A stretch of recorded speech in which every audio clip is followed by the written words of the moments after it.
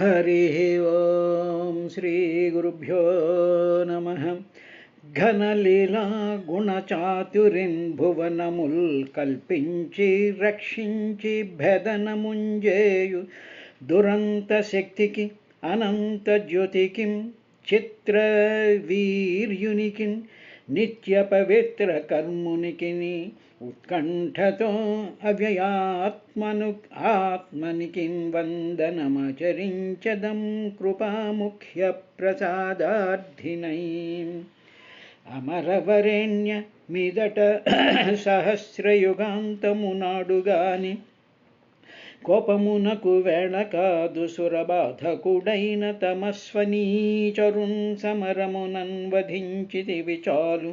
తదాత్మజుడైన వీడు సద్విమలుడు నీకు భక్తుడు పవిత్రుడు గావుము భక్తవత్సల.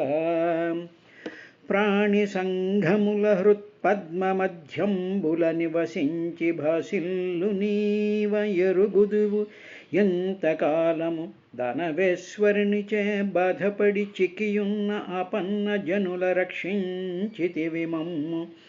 రక్షస్వేశ్వరు చంపి క్రతు హవ్యవిములు మాకు కలిగె మరలనుంటిమి నీ సేవ మరిగిన వారలు కైవల్య విభవంబు కాంక్షసేయం.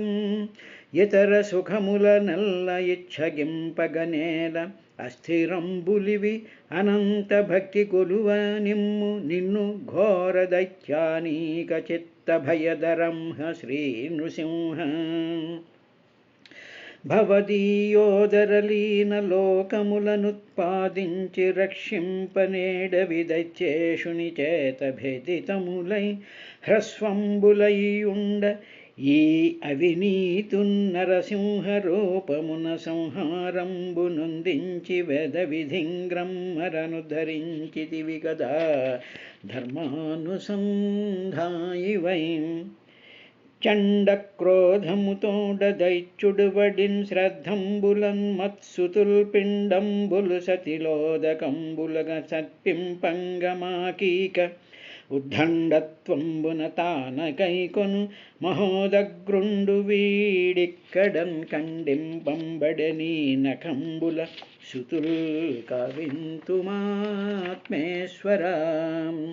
క్రుద్ధుండయ్యణిమాదిక సిద్ధులుగై కొనిన జైత్యుజీరితివి మహాయోద్ధవు నీ కృప మాకును సిద్ధులు మరలంగగలగె శ్రీ నరసింహ. హరి ఓం శ్రీ గురుభ్యో నమః. ప్రశాంత మనసం హి ఏనం యోగినం సుఖం ఉత్తమం ఉపైతి శాంతరజసం భ్రమభూతం అకల్మషం అని భగవద్గీతలో పరమాత్మ ఏదైతే చెప్పాడో ఆ విషయాన్ని ఆచరణాత్మకంగా చూపించినటువంటి ఆ జడభరతుడు ఆ రహుగణ మహారాజుతో మాట్లాడడం ప్రారంభించాడయ్యా అనేటువంటి విషయాన్ని పరీక్షన్ మహారాజుకి సుఖబ్రహ్మ చెప్పినటువంటి పంచమస్కంధం 10వ అధ్యాయంలో 9వ వచనంలో ఆ విషయాన్ని మనకు గణిస్తాం. ఇప్పుడు ఆ రహుగణుడు పరీక్షన్ జడభరతుణ్ణి నానా విధాలైనటువంటి వెటకారంతోనూ నిందించకూడనటువంటి మాటలతోనూ అయోగ్యమైనటువంటి మాటలతోనూ ఎవరిని అయితే నిందించకూడదో, ఏ తత్వాన్నైతే దోషపూరితంగా చూడకూడదో, ఏ తత్వం అయితే నిశ్చలంగా నిర్మలంగా ఉండాలో అటువంటి తత్వస్వరూపుడైనటువంటి ఆ జడభరతుణ్ణి నిందించాడు అనేటువంటి విశేషం ఇక్కడ జరిగింది. ఏమండి, మరి పరమాత్మని నిందిస్తే పరమాత్మకి రాగద్వేషాలు లేవు కదా, మరి అలాంటప్పుడు ఏమిటి కలుగుతుంది అన్నాం అనుకోండి. అంటే నువ్వు పరమాత్మని ఏ విధంగా చూస్తున్నావు అన్నమాట. ఉదాహరణకు ఒక గోడ ఉందనుకోండి, గోడను నానా తిట్లు తిట్టామనుకోండి, గోడ ఏమీ మన ఏం చేయదు కదా అని నువ్వు పరమాత్మని గోడ కింద నువ్వు చూస్తూ ఉన్నావు. ఓకే, ఈ గోడ కింద చూస్తూ ఉండడం వల్ల గోడను నిందించినట్టు, గోడకి రాగద్వేషాలు ఉండవు కదా, అందువల్ల పరమాత్మకి కూడా రాగద్వేషాలు ఉండవు కదా. మరి అలాంటప్పుడు ఆయన నిందిస్తే వచ్చినటువంటి ఫలం ఏమిటి జరుగుతుంది? ఏమీ జరగదు కదా అని నాస్తికులు వాదిస్తూ ఉంటారు. అదేవిధంగా మనం కూడా నాస్తికులమే. ఏ విధంగా అంటే ఏదో గుళ్ళోకి వెళ్తాం, గుళ్ళోకి వెళ్ళి ఏవో మనకు తోచినటువంటి కార్యక్రమాలు, మనకు తోచినటువంటి పూజలు, మనకు తోచినటువంటి ఇవన్నీ చేసేసుకుంటూ ఉంటాం. అందులో దోషాలు ఉంటాయి, చేయకుండా పనులు ఉంటాయి, చేయాల్సినటువంటివి ఉంటాయి, ఏవేవో ఉంటాయి. ఎందుకు అంటే ఆ పరమాత్మ ఏం చేయడు కదా, రాగద్వేషాలకు అతీతుడు కదా అనుకునేటువంటి ఒకానొక స్థితి మనస్సు ప్రతి మనిషి హృదయంలోనూ కూడా నాటుకుపోయి ఉంది. నాటుకుపోయినటువంటి దానిని కప్పేసేసుకుని ఏదో ఒక సంస్కారాన్నో ఏదో ఒక భక్తినో ప్రకటించడం, నాటకం చెయ్యడం అనేటువంటి జరుగుతూ ఉంటుంది. కానీ ఇక్కడ పరమాత్మ స్థితిలో ఉన్నటువంటి భక్తుడికి, పరమాత్మ స్థితిలో ఉండేటువంటి భక్తుడికి అవమానం జరిగినట్లయితే, నింద జరిగినట్లయితే రెండు విధాలుగా ఉంటాయి. వాడు పరమ దుర్మార్గుడైనట్లయితే హిరణ్యకశిపుడిలాగా, రావణాసురుడిలాగా, శిశుపాలుడిలాగా భగవంతుడు భక్తుల యొక్క రక్షణ కోసం అని చెప్పేసి ఆయన వస్తూ ఉంటాడు. ఆ వచ్చేటువంటి రూపాలు అనేక రూపాల్లో ఉంటాడు. ఉదాహరణ, హిరణ్యకశిపుడిని సంహరించడానికి నరసింహ రూపంలో వచ్చాడు, రావణాసుర సంహారానికి రాముడు రూపంలో వచ్చాడు, శిశుపాలుడి యొక్క సంహారానికి కృష్ణుడి రూపంలో వచ్చాడు, అదేవిధంగా హిరణ్యాక్ష సంహారానికి వరాహ రూపంలో వచ్చాడు, బలిచక్రవర్తి పీచం అనగడానికి వామనావతార రూపంలో వచ్చాడు. అదేవిధంగా ఇక్కడ జడభరతుడిని అవమానం జరిగినప్పుడు భరతుడిగా శిరచ్ఛేదం జరిగేటువంటి సమయంలో భద్రకాళీ స్వరూపంతో ఆయన వచ్చాడు. అంటే ఏమిటన్నమాట, తనలోనే ఉండేటువంటి ఇప్పుడు చెప్పినటువంటి శక్తులన్నీ కూడా భక్తులకి, తాను సృష్టించినటువంటి ప్రజానీకానికి ఎప్పుడైతే కష్టం కలుగుతుందో, ఎప్పుడైతే అధర్మం పెచ్చు పెరుగుతుందో అప్పుడు తాను ఆయా కాలాలకు తగ్గట్టు ఆయా రూపాలతో వచ్చి వాటిని సంహరిస్తాడు. ఇదే విషయాన్ని పరీక్షణ్ మహారాజు సుఖబ్రహ్మను అడిగాడు. మరి రాగద్వేషాలు లేవు కదా, మరి భగవంతుడికి ఇవన్నీ ఎందుకు చేశాడు అని అడిగినప్పుడు నేను చాలా సింపుల్గా ఒక సమాధానం చెప్పాడు ఆయన. ఏమిటి అంటే, నువ్వు పొలం వేస్తావయ్యా, పొలం వేసేటప్పటికి అందులో మంచి పంట వస్తుంది. ఈ లోపల ఆ పొలంలోనే రకరకాలైనటువంటి కలుపు మొక్కలు బయలుదేరుతాయి. కలుపు మొక్కలు బయలుదేరినప్పుడు కలుపు మొక్కలు కూడా భగవంతుడే కదా, వరి కూడా భగవంతుడే కదా అని కలుపు మొక్కలు తీయకుండా రైతు ఏ విధంగా అయితే ఉండదు, కలుపు తీస్తేనే తప్ప సకల జీవరాశులకి ఆహారాన్ని ఇచ్చేటువంటి వరి పంట, గోధుమ పంట, ఈ పంటలు వల్ల సకల జనావళి, సకల భూతాలు కూడా ఆహారం మీద ఆధారపడతాయి. కాబట్టి కలుపు మొక్కలు తీయడం అనేటువంటిది కూడా భగవంతుడి యొక్క గుణములలో ఉన్నది. ఇది మనం గ్రహించాల్సినటువంటి. రాగద్వేషాలు లేవు అంటే మనలాంటి మానవులు అనుకుంటూ ఉంటాం, మనకి ద్వేషం ఉంటుంది, ప్రేమ ఉంటుంది. ఇలాగుండదు. రాగద్వేషాలు మనకున్నటువంటి విధంగా భగవంతుడికి ఉంటాయి అనేటువంటి ధర్మం ప్రకారం. ఎక్కడ వరి మొక్కల రూపంలో ధర్మం పెరుగుతూ ఉందో అటువంటప్పుడు అధర్మ రూపమైనటువంటి కలుష మొక్కలను తీసేయడం అనేటువంటి ధర్మ సంస్థాపన అది.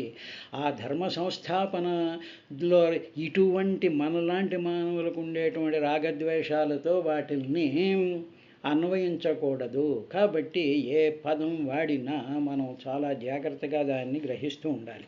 తరువాత ఈయన ఏ మాత్రం అన్రియాక్టివ్గా ఎందుకున్నాడు అనేటువంటి విషయాన్ని ఆత్మసంయమ యోగంలో 27వ శ్లోకంలో భగవంతుడు అంటాడు, ప్రశాంత మనసం హి ఏనం యోగినం. ఏనం ఈ యోగినం, ఈ యోగి ఎలా ఉంటాడంటే ప్రశాంత మనసం. మనసు చాలా ప్రశాంతంగా ఉంటుంది. మనసుని కల్లోలపరిచేటువంటి, మనసు అనేటువంటిది ఒక ఒక చిన్న సరస్సు అనుకోండి, సరస్సు చాలా ప్రశాంతంగా ఏ అలజడి లేకుండా, అలలు లేకుండా, ఒక దాంట్లోకి ఇలా చూస్తూ ఉంటే మన ముఖం కనిపించేటువంటి ప్రశాంతంగా ఉందనుకోండి. ఇప్పుడు దాంట్లోకి ఒక చిన్న ఇసుక రేణువు పడినా అది అల్లకల్లోలం అయిపోతుంది, దానికి ఒక గాలి వచ్చినా అల్లకల్లోలం అవుతూ ఉంటుంది, దాని మీద ఏవైనా ఆకులు పడినా అది చెదిరిపోతూ ఉంటుంది. ఇప్పుడు మనసు అనేటువంటిది ఏమిటంటే అది ఎప్పుడు కూడా చలించేటువంటి లక్షణం. ఇప్పుడు ఇంద్రియ నిగ్రహం వల్ల ఆయన యొక్క ఆత్మజ్ఞానం యొక్క ప్రభావం వల్ల ప్రశాంత మనసు, ఆయన మనసు ఏ విధమైనటువంటి చంచలము లేకుండా చాలా బాగుగా ఉండేటువంటి శాంతం, ప్రశాంతం, అది దాని అర్థం. కాబట్టి ప్రశాంత మనసు, మనం కూడా ఖాళీగా ఉన్నప్పుడు ఉన్నప్పుడు ప్రశాంతంగా ఉంటాం. అబ్బా ఎంత శాంతంగా ఉన్నాము అంటాడు. ఎవడో వచ్చో మాట అన్నాడు అనుకోండి, పొగిడాడు అనుకోండి, అబ్బో ఇంకా మనసంతా అల్లకల్లోలం అయిపోయి ఇంకా వాడి కోసం స్పెషల్ పూజలు, స్పెషల్ అభిషేకాలు చేసేస్తూ ఉంటాం. అది ఎవడైనా తిట్టాడు అనుకోండి, వాడి మీద కోపం వచ్చేస్తుంది, అవమానం ఫీల్ అయిపోతాం, అవి చేస్తూ ఉంటాం, ఇవి చేస్తూ ఉంటాం. కానీ మేము చాలా శాంతంగా ఉన్నామండి అని చెప్పేసేసి మనను మోసం చేసుకుంటూ జీవితాలు మానవులు గడిపేస్తూ ఉంటారు. కానీ ఇక్కడ జడభరతుడికి బాగుగా శాంతం, పరిపూర్ణంగా అసలైనటువంటి శాంత మనసం, తన మనసు ఉండేటువంటి యోజనం ఈ యోగి అలా ఉంటాడు. తర్వాత సుఖముత్తమం, చాలా ఉత్తమమైనటువంటి సుఖం ఆయన అనుభవిస్తూ ఉన్నాడు. అంటే పరమాత్మ సుఖస్వరూపుడు కాబట్టి, పరమాత్మ ఆనందస్వరూపుడు కాబట్టి, పరమాత్మ జ్ఞానస్వరూపుడు కాబట్టి ఆయన సుఖం ఉత్తమం. అంటే చాలా పైకి ఉండేటువంటి సుఖం ఏమిటి అంటే పరమాత్మ యొక్క బ్రహ్మ సంస్పర్శ చేత పుట్టినటువంటి ఉత్తమమైనటువంటి సుఖంతో ఆయన ఉన్నాడు. తర్వాత ఉపైతి శాంతరజసం, రజ అంటే చలించిపోయేటువంటి లక్షణం కలిగినటువంటి దానిని రజహ అంటారు. రజస్ అంటే చలనాత్మకం, చలనమయ్యేటువంటి అనాత్మభావం. అంటే మనం ఏం చూసినా సరే మన మనసు చలించిపోతూ ఉంటుంది. కాబట్టి క్రియాశీలం అవడం అంటే చేతులు కాళ్ళు పనిచేయడమే కాదు, మనసు కూడా చలించడం. మనం ఖాళీగా కూర్చుంటాం, ఉదాహరణకి ఏదో చెట్టు మీద పువ్వులు ఉన్నాయి, నా పువ్వులు చూడగానే వెంటనే మనసు చలిస్తుంది, అబ్బాయి ఎంత తెల్లగా ఉంది, ఎంత ఇదిగా ఉంది, ఎంత బాగుంది, అది ఇది అంటాం. ఎవరైనా వెళ్తున్నాను, అబ్బా ఎవరో వెళ్తున్నారు అంటే ఏమైపోతుంది, మనసు రజసహ. రజస్సు అంటే అంటే చలనాత్మకమైనటువంటిది.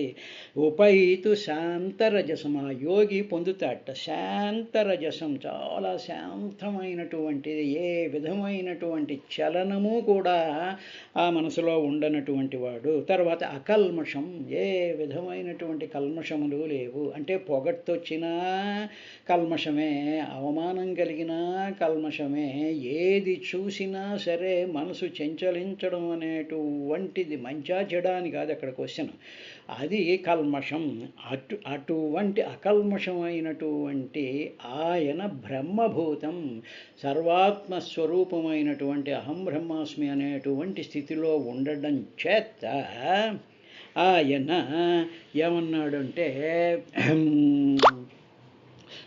నీవు చెప్పిందంతా నిజమేనయ్యా, బరువు మోసేది దేహమే కానీ నేను కాదు. కాబట్టి గమ్యాన్ని చేరుకునేటువంటి దేహమే చేరుకుంటుంది కానీ నేను చేరుకోను అనేటువంటి విషయాన్ని, నేను వేరు నా దేహము వేరు, నేను వేరు నా ఆలోచనలు వేరు, నేను వేరు నా దుఃఖం వేరు, నేను దుఃఖాన్ని అనుభవిస్తున్నాను, నేను ఇడ్లీ తింటున్నాను అన్నట్టుగా అన్నమాట. ఇడ్లీ తినడం ఎలాంటిదో నేను దుఃఖాన్ని అనుభవిస్తున్నాను అంటే నేను ఏం చేస్తోంది, ఆ దుఃఖాన్ని చూస్తూ ఉంది. కాబట్టి నువ్వు అన్నమాట చాలా సత్యమయ్యా, పీనుగులా ఉన్నావు, చాలా అలసిపోయి, అవును దేహం అలసిపోతుంది, దేహం ఇదిగా ఉంటుంది, దేహానికి అలసట వస్తుంది, నువ్వు అన్న మాటలు ఏమీ తప్పేం లేదు, దేహం గురించి అన్నావు, నన్ను గురించి నువ్వు అనలేదు. తర్వాత నువ్వు అన్నటువంటి మాటల్లో ఏ వెటకారము కూడా లేదు, ఎందుకంటే చాలా సన్నంగా ఉన్నావు, అలసిపోయావు, మొయ్యలేకపోతున్నావు అన్నావు కదా, ఈ మొయ్యేసేటువంటిదంతా కూడా దేహమే కదా, అందులో వెటకారం నాకేం కనిపించడం లేదు, నువ్వు అన్నది దేహం మీద దృష్టి పెట్టుకునే అన్నావు. ఈ దేహం ఏమిటంటే రాసౌ రాశి, ఇదంతా రాశిట. ఏమిటి రాశి అంటే పంచభూతాల చేత రాశి పోసినటువంటిది దేహం. కాబట్టి దీనికి దీనికి ఏ విధమైనటువంటి ఈ నాకు మాత్రం ఏ విధమైనటువంటి ఇది లేదు అని చెప్పిన తరువాత 10వ దాన్ని శ్లోకంలో స్థౌల్యం కార్ష్యం వ్యాధయ అధయశ్చ క్షుడుతిడ్ భయం కలిహి ఇచ్ఛా జరా చ నిద్రా రతిర్మన్యురహం మధుశుచో దేహే నజాతస్య హిమేన సంతి. స్థౌల్యం చాలా లావుగా ఉండడం కానీ, కార్ష్యం చిక్కిపోవడం కానీ, వ్యాధయ రోగాలు కానీ, మానసిక పీడలు కానీ, ఆకలి దప్పులు కానీ, భయం కానీ, కలహం కానీ, కోరిక కానీ, ముసలితనం కానీ, నిద్ర, ప్రేమ, అహంకారం అనేటువంటి గర్వము, శోకాలు దేహ మనస్సంఘాతానికే కానీ పుట్టుక లేనటువంటి నాకు లేవు సుమా అన్నాడు. ఇది అసలైనటువంటి వైరాగ్య భావన. అంటే ఇది వైరాగ్యము అంటే ఏమిటంటే నిజాన్ని గ్రహించడం, నిజాన్ని నిజం కింద ఒప్పుకోవడం, నిజాన్ని ఒప్పుకోవడమే కాకుండా దాన్ని అన్వయించుకోవడం. అవునండి, దేహానికి మాత్రమే లావుగా ఉండడం ఉంటుంది. ఇప్పుడు లావుగా ఎవరన్నా నేను లావుగా ఉన్నాను అంటున్నావు, నేను చిక్కి ఉన్నాను అంటున్నావు, నాకు రోగం వచ్చింది అంటున్నావు, నాకు మానసిక పీడలు కలుగుతున్నాయి అంటున్నావు, నాకు ఆకలి దప్పులు కలుగుతున్నాయి అంటున్నావు, నాకు భయం వేస్తోంది అంటున్నావు, నాకు కలహం, నాకు దెబ్బలాడాలనిపిస్తోంది అంటు, నాకు కోరికలు వస్తున్నాయి అంటున్నావు, నాకు ముసలితనం వస్తుంది అంటు, నాకు నిద్ర వస్తుంది అంటున్నావు, నాకు వాళ్ళని చూసేటప్పటికి ఎంతో ప్రేమ వచ్చేసేసి వాళ్ళ కోసం నేను పరుగులు తీసేస్తున్నాను అని నువ్వు అంటూ ఉన్నావు. తరువాత నీకు నేను చాలా గొప్ప పని చేసేసాను అనేటువంటి గర్వం నీకుంటోంది. ఈ శోకం ఇవన్నీ కూడా దేనికి ఉంటున్నాయి అంటే దేహే, ఇది దేహానికి మాత్రమే ఉంటున్నాయి. నేనేం నీరసించిపోలేదుగా, నేను వేరు, నా దేహము వేరు. దేహము నీరసించిపోతోంది. మన శరీరంలో ఉండేటువంటి కాళ్ళలో ఉండేటువంటి ఆ మాంసపేశలమైనటువంటి ఆ కండలకి వాటికి డీజనరేషన్ అయినప్పుడు అప్పుడు కండలు నీరసిస్తున్నాయి తప్ప నేను నీరసించటం లేదు. ఇప్పుడు నేను ఆ కండలతో తాదాత్మ్యం చెందిపోయి ఆ కండలే నేను అనుకుంటూ నేను నీరసించిపోతున్నాను. నాకు తలనొప్పి వచ్చింది, తలనొప్పి నాకు తలనొప్పి వచ్చింది అంటున్నావు. అంటే నువ్వు వేరు కాబట్టి నువ్వు తలనొప్పిని చూస్తున్నావు కదా. ఉదాహరణకి బయట ఏదైనా వెళ్తున్నారనుకోండి, నేను చూస్తున్నాను అంటున్నావు. చూడబడేటువంటి వస్తువు నువ్వు కాదు కదా, నేను చూస్తున్నాను. దేని ద్వారా చూస్తున్నావు? నా కళ్ళ ద్వారా చూస్తున్నావు. అంటే నీ కళ్ళు వేరు, చూడబడేటువంటి దృశ్యం వేరు, నువ్వు వేరు. ఇవన్నీ పెట్టుకొని ఇవన్నీ నేను అనేటువంటి భావంతో ఉంటున్నావు. కాబట్టి నా జాతస్య మే నా సంహితి, నా జాతస్య పుట్టుక లేదు నాకు. నేను అనేటువంటి దానికి పుట్టుక లేదు, జ్ఞానానికి పుట్టుక లేదు, సత్యానికి పుట్టుక లేదు. నేనెవరిని? సత్యం, జ్ఞానం, అనంతం బ్రహ్మ, నిత్యశుద్ధ భుగ్ధ ముక్త స్వరాభమైనటువంటి ఆ నేను, ఆ పరమాత్మ తేజాన్ని, ఆ ఆత్మ చైతన్య ప్రకాశాన్ని, దాని చుట్టూ ఈ దేహాలు పంచభూతాలతో సంఘాతము అంటే కలయిక, ఆర్గానిజం అంటారు. అంటే రకరకాలైనటువంటి వస్తువులు కలిసినటువంటి దాన్ని ఆర్గనైజేషన్ అంటాం. ఇవి వచ్చాయి. అంటే ఏమిటన్నమాట, ఉదాహరణకి ఇప్పుడు ఏదైనా కూర ఉందనుకోండి, కూర అనేటువంటి దాంట్లో ఏమిటేదో వంకాయ ఉంటుంది, దాంట్లో ఏదో మిరపకాయ వేస్తావు, దాంట్లో నూనె వేస్తావు, దాంట్లో ఏదో పొడి వేస్తావు, దాంట్లో ఏదో చేస్తూ ఉంటాయి. వీటి యొక్క సంఘాతాన్ని నువ్వు కూర అంటూ ఉంటావు. అదేవిధంగా ఎముకలు, మాంసం, రక్తనాళాలు, తర్వాత నీళ్లు, తర్వాత రకరకాలైనటువంటి హార్మోన్లు, ఇవన్నీ కలిపి వీటిలన్నిటినీ కొన్ని పాళ్లల్లో కలిపితే ఏర్పడినటువంటి ఆ ముద్దని సంఘాతము అంటారు. కాబట్టి ఇటువంటి సంఘాతం ఈ అందులో అవన్నీ విడిపోయినట్లయితే ఇవన్నీ విడిపోతూ ఉంటాయి. కానీ నేను మాత్రం నాకు పుట్టుక లేదు, నేను ఎప్పుడు అలాగే ఉన్నాను, నేను నిరంతరం ఉండేటువంటి వాడిని. కాబట్టి నువ్వు అన్నటువంటి మాట దేహం గురించి అన్నావు, దేహం కుషించిపోతుంది, నీరసం వస్తుంది, అన్నీ జరుగుతూనే ఉంటాయ్యా. కాబట్టి ఆత్మస్వరూపమైనటువంటి వాడికి ఏ విధమైనటువంటి ఇది ఉండదు. కానీ ఈ జీవుడు దేహాభిమానం, దేహ మనస్సంఘాతానికే అంటే జీవుడికి అన్నమాట. అంటే ఏమిటనమాట, ఉదాహరణకి ఒక లైటు, ఒక స్ఫటికలింగంలోంచి ఒక లైట్ కొట్టామనుకోండి, పైనుంచి కొట్టేటప్పటికి ఇప్పుడు ఎర్ర లైట్ కొట్టామనుకోండి, ఆ లింగం నిండా ఎర్ర లైట్ ఉంటుంది. ఇప్పుడు ఆ లింగం ఏమనుకుంటుంది అంటే నేను ఎర్రగా ఉన్నాను అనుకుంటుంది. అంటే ఏమిటన్నమాట, ఆ లైట్ అనేటువంటిది జ్ఞానం. పైనుంచి పడుతున్న లింగం అనేటువంటి దానికి మాటలు ఏమీ లేవు, అది ఒక రాతి బొమ్మది.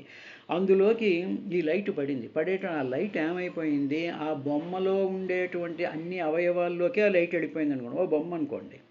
ఆ బొమ్మలోకి లైట్ కొట్టేటప్పటికి ఏమవుతుంది, ఆ లైటు చేతిలోంచి వెళ్తుంది, కాళ్ళలోంచి వెళ్తుంది, బ్రెయిన్లోంచి వెళ్తుంది. వెళుతూ ఉండేటప్పటికి ఆ లైట్ ఏమనుకుంటోంది అంటే నేను ఎర్రగా ఉన్నాను, నేను తెల్లగా ఉన్నాను, నేను నల్లగా ఉన్నాను, నేనేమో అధికారి కింద ఉన్నాను, నేను రాజు కింద ఉన్నాను, నేను బ్రహ్మాండమైనటువంటి శాస్త్రవేత్త కింద ఉన్నాను అనుకోండి. సర్వమున్నతని దివ్య కళామయమంచు, సర్వము అతని దివ్య కళామయము. కళ అంటే శక్తి, ఆ శక్తి ఆ పైనుంచి ఇలాగ మన శరీరాలు బ్రహ్మరంధ్రం ద్వారా దిగుతూ ఉండేటప్పటికి వచ్చినటువంటి ఆ శక్తి, ఆ ఎలక్ట్రిసిటీ చేతుల్లోంచి వెళ్ళి నేను చేతులు, కళ్ళల్లోంచి వస్తే నా కళ్ళు, నా ముక్కు, నా నోరు అనేటువంటి ఒకానొక తెలివిని మన మైండ్లో తీసుకొచ్చి పెట్టి అది మిథ్యా నేను కింద మారుతూ ఉంటుంది. కాబట్టి ఇది దేహం, నువ్వు అన్నట్టు కరెక్టేనయ్యా, శరీరానికి ఇవన్నీ కూడా వస్తూ ఉంటాయి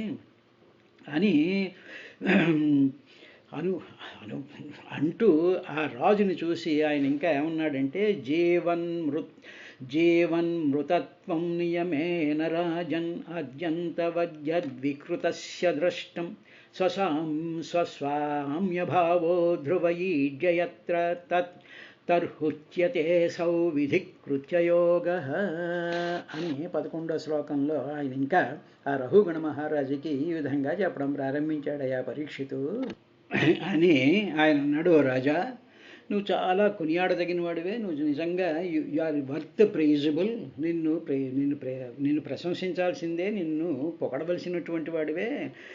తర్వాత ఇప్పుడు ఎందుకంటే నువ్వు నన్ను జీవన్మృత్యుడు అన్నావు కదా, నిన్ను ఇప్పుడే చంపేస్తాను, నువ్వు బతికున్నా మరణించిన వాడితో సమానంగా ఉన్నావు అన్నావు కదా, అది కూడా నిజమే. ఎందుకు అంటే ఈ దేహం చిన్నప్పుడు దేహం ఒకటా ఉంటుంది, చిన్నప్పుడు ఆ దేహం పోయి ఇంకొక బాల్యం దగ్గరికి వచ్చేటప్పటికి ఆ చిన్నప్పుడు ఉండేటువంటి దేహం మారిపోయి ఇంకో దేహం వచ్చిందిగా, అంటే ఆ దేహం మరణించినట్టేగా. అందులో ఉండేటువంటి జీవాణువులు, అందులో ఉండేటువంటి పొట్టు పొడుగు వెడల్పు అనేటువంటి డైమెన్షన్స్, అందులో ఉండేటువంటి ఆ ఒరిజినల్ కాన్స్టిట్యూషన్ అంతా పోయి కొత్త రకమైనటువంటి కాన్స్టిట్యూషన్ ఎప్పుడూ వస్తోందిగా. అంటే ఏమిటన్నమాట, నువ్వు నిరంతరం మరణిస్తూనే ఉన్నావుగా.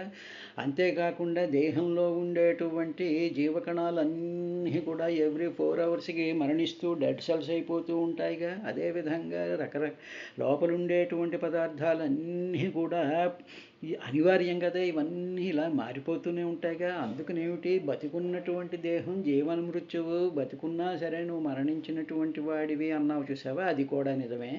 ఎందుకంటే ఆ దేహానికి సంబంధించినటువంటిది. కానీ చిన్నప్పుడు పిల్లవాడిగా ఉన్నప్పుడు ఉన్నటువంటి నేను, బాల్యంలో ఉన్న నేను, యవ్వనంలో ఉన్న నేను, వృద్ధాప్యంలో ఉన్న నేను మాత్రం మరణించటం లేదు.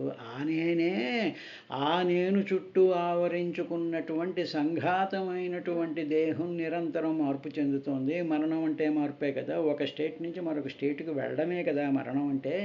కాబట్టి నువ్వు అన్నట్టు ఈ దేహం జీవన్మృత్యువైనటువంటిదే దేహం, అంతే, మరణించిన దాంతో సమానమే, నువ్వు అన్నదేమీ తప్పులేదయ్యా అంటూ ప్రభువు సేవకుడు అనేటువంటి ఇప్పుడు నువ్వు ప్రభువువి, నేను సేవకుణ్ణి అని అవి స్థిరం అనుకో, వాటిల్లో ఏ మార్పు లేవనుకో, అప్పుడు నువ్వు అన్నట్టు నా ఆజ్ఞను నువ్వు పరిపాలించాలి అని అంటే అది సమంజసంగా ఉంటుంది. నువ్వు మారిపోయావు. నువ్వు కాసేపు ఉండి నేను సరిగ్గా మోసేటప్పటికి అబ్బా చాలా బాగా మోస్తున్నావు అంటే, అంతకుముందేమో సరిగ్గా మోయటం లేదని తిట్టావు, అంతకుముందేమో నువ్వు యంగ్గా ఉన్నావు, అంతకుముందు చిన్న పిల్లాడిలా ఉన్నావు, అంతకుముందు తల్లి నోట్లో పెడితేనే తినేటువంటి స్థితిలో ఉన్నావు. కానీ నువ్వు ఎప్పుడు స్థిరంగా లేవు కదా. నువ్వెప్పుడైతే స్థిరంగా లేవో నీలాంటి సేవకులందరూ కూడా స్థిరంగా లేరు. వాళ్ళు కూడా కంటిన్యూస్గా మార్పులు చెందుతూనే ఉంటారు కదా. మరి మీరు అందరూ కూడా జీవన్మృత్యులే కదా. కానీ నువ్వు అన్న మాట సమంజసం ఎప్పుడవుతుంది అంటే, నువ్వు స్థిరంగా ఉండి నీలో ఏ విధమైనటువంటి మార్పు లేకుండా, అదే నీ సేవకుల్లో కూడా ఏ విధమైనటువంటి మార్పులు లేకుండా స్థిరంగా ఉన్నట్టయితే అప్పుడు నువ్వు అన్నది సమంజసంగానే ఉంటుందయ్యా. సామ్యభావో ధ్రువ ఈడ్యయత్ర తర్హుచ్యతే సౌ విధికృత్య యోగ. ఆజ్ఞని పాలించటం అనేటువంటిది స్థిరమే. అది ఆ పరిస్థితిలో అయితే స్థిరమేను. దానికి నేను ఎప్పుడు కాంట్రడిక్ట్ చేయనయ్యా. కాబట్టి ఇప్పుడు ఏది స్థిరంగా ఉందో ఆ స్థిరమైనటువంటిది నేను అనేటువంటిది. కాబట్టి నువ్వు అన్న ప్రతి మాట కూడా నేను దేహము, నాకు అభిమానం ఉంది, నా దేహము, నా మనసు, నా ఇల్లు, నా కొంప, నా రాజ్యం, నా అధికారం, నాది నాది నాది అనేటువంటి నాదితో తన్మయత్వం చెందిపోయినటువంటి మార్పు చెందేటువంటి దానికి నువ్వు అన్నటువంటివన్నీ కూడా సత్యాలే. అందులో ఏ విధమైనటువంటి వెటకారం లేదు. కానీ అవి ఏమీ కూడా నేను కాదు, నేను నీరసించటం లేదు, నేను రోగం పాలవటం లేదు, నేను దుఃఖపడటం లేను, నేను నీరసించటం లేదు, నేను సేవకుణ్ణి కాదు, నేను రాజుని కాదు. నేను శరీరం అనుకున్నప్పుడు ఇవన్నీ వస్తూ ఉంటాయి. కాబట్టి నువ్వు అన్నది కరెక్టేనయ్యా అని చెప్పి ఆ వేదాంతపరమైనటువంటి విశేషాన్ని రఘుగణికి చెప్పాడు. రేపటి కార్యక్రమంలో ఇంకా ఆయనకి ఏం చెప్పాడు అనేటువంటి విశేషాన్ని చూద్దాం.